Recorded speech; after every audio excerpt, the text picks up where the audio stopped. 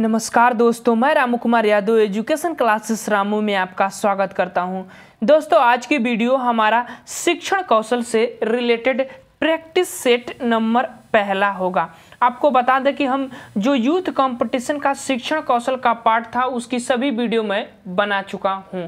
तो आज से हमारा उसका प्रैक्टिस सेट हमारा चलेगा, तो याद रखिएगा। और एक दिन शिक्षण कौशल की प्रैक्टिस सेट की वीडियो अपलोड होगी, तो एक दिन जीवन कौशल की थ्योरी वाला पोर्शन जो यूथ कंपटीशन टाइम्स का होता है उसको हम चलाएंगे। फिर जब जीवन कौशल समाप्त हो जाएगा तो शिक्षण कौशल और जीवन कौशल की जो कॉम्बिनेशन दिया गया है पार्ट यूथ कंपटीशन टाइम्स में उसको स्टार्ट कर दिया जाएगा।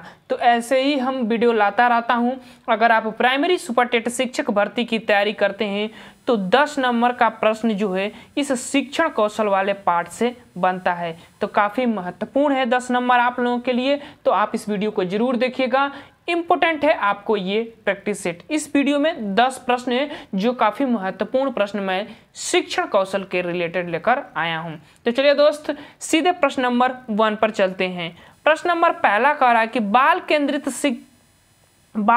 शिक्षण के अन्य नाम बताइए। तो बाल केंद्रित शिक्षण के अन्य नाम आपको बताना है। ऑप्शन पहला है जनतांत्रिक, ऑप्शन दूसरा है प्रजातांत्रिक, ऑप्शन तीसरा है अधिगमकर्ता केंद्रित और उपयुक्त सभी। तो इसमें से कौन सा विकल्प आपको सही होगा? तो देखिए, बाल केंद्रित शिक्षण के अन्य नाम की बात करें तो जनतांत्रिक भी होता है, प्रजातांत्रिक होता है और अधिगमकर्ता केंद्रित भी होता है, जो सीखता है उसके केंद्रित होता है। तो ऑप्शन नंबर डी वाला विकल्प इसका सही हो जाएगा। अब चलते हैं प्रश्न नंबर दूसरे पर, और प्रश्न नंबर दूसरा कह रहा है जिला शिक्षा एवं प्रशिक्षण के कुल कितने विभाग हैं? आपको विभाग बताना है, इसकी संख्या जिसको डैट कहा जाता है, शॉर्ट फॉर्म में डायट कहा जाता है। तो इसके में कुल कितने विभाग होते हैं वो आपको बताना है। विकल्प पहला 4, विकल्प दूसरा 5, विकल्प तीसरा 6 और विकल्प चौथा है 7। तो कौन सा विकल्प इसमें से सही हो जाएगा? तो 7 विभाग होते हैं, डी वाला विकल्प इसका सही हो जाएगा। अब चलते हैं प्रश्न नंबर तीसरे पर, और प्रश्न नंबर तीसरा कह रहा कि शिक्षण के बौद्ध स्तर का सही क्रम बताइए। शिक्षण के बौद्ध स्तर का सही क्रम क्या होता है? विकल्प पहला कह रहा कि प्रस्तुतिकरण, खोज, आत्मसातीकरण, अभिव्यक्तिकरण, संगठन, ये हो गए। दूसरा विकल्प खोज, प्रस्तुतिकरण, आत्मसातीकरण, संगठन, अभिव्यक्तिकरण। तीसरा अभिव्यक्तिकरण, खोज, आत्मसातीकरण, संगठन, प्रस्तुतिकरण। और चौथा संगठन, प्रस्तुतिकरण, अभिव्यक्तिकरण, खोज और आत्मसातीकरण। तो कौन सा इनका क्रम में बैठाना है कि क्रम में कौन सा विकल्प सही होगा?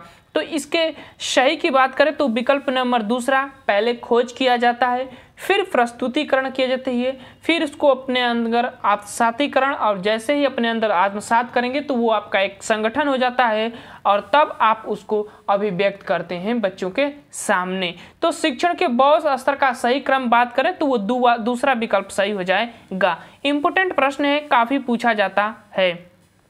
प्रश्न नंबर चौथा है कि भारतीय विश्वविद्यालय में शिक्षण कार्य एवं संशोधन कार्य शुरू करने का श्रेय किसे जाता है? तो कौन सा विश्वविद्यालय शिक्षण की शुरुआत किया था, किस आयोग ने किया था?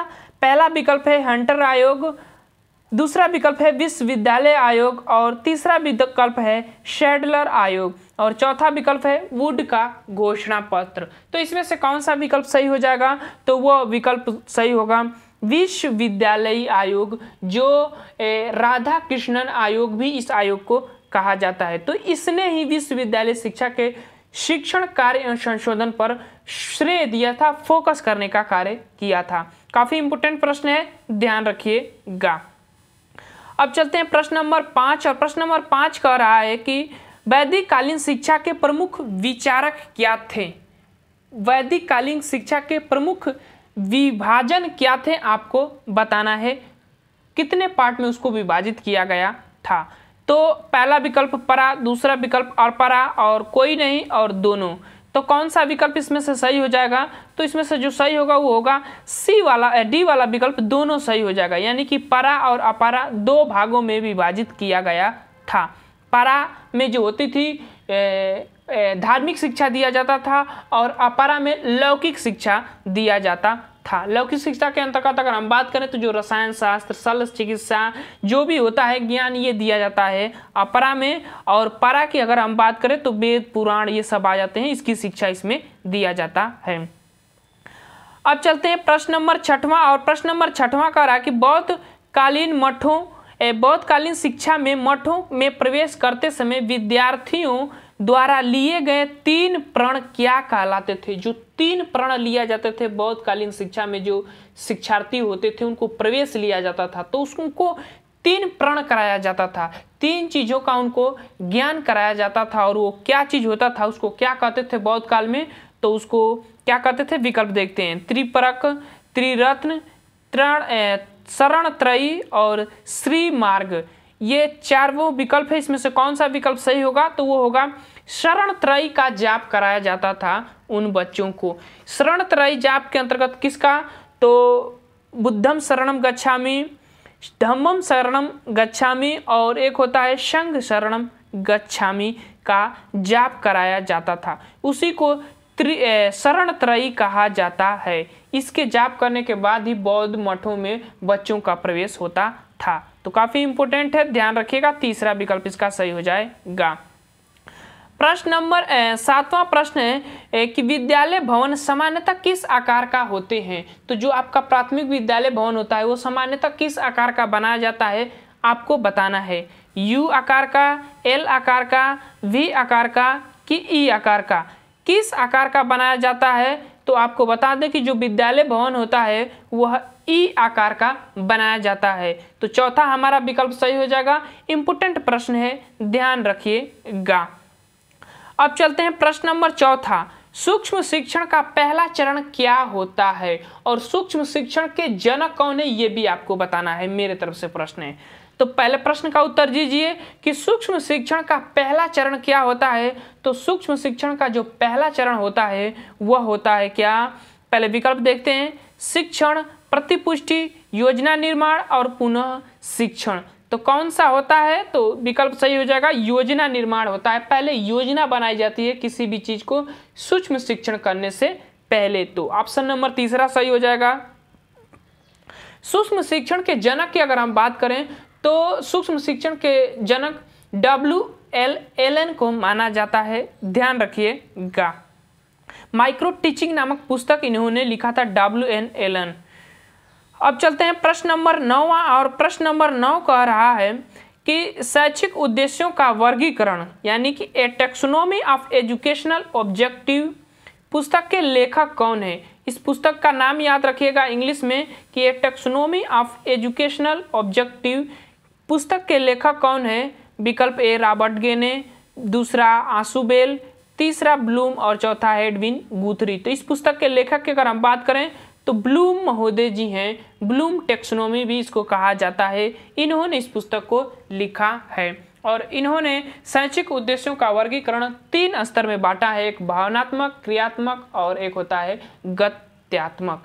ठीक, तो ध्यान रखिएगा। अब चलते हैं अगले प्रश्न, और इस वीडियो का लास्ट प्रश्न होगा।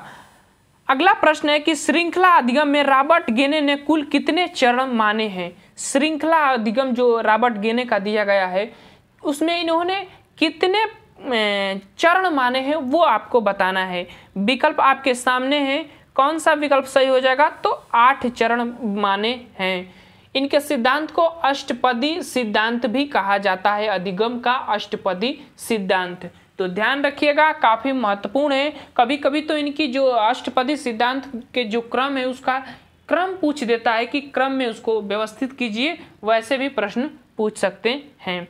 तो ये थे हमारे 10 महत्वपूर्ण प्रश्न शिक्षण कौशल के। अगर वीडियो पसंद आ रहा होगा तो चैनल को लाइक कीजिएगा, शेयर कीजिएगा अपने दोस्तों के पास ज़्यादा से ज़्यादा। तो चलिए दोस्त, वीडियो को समाप्त करते हैं। Thank you for watching this video.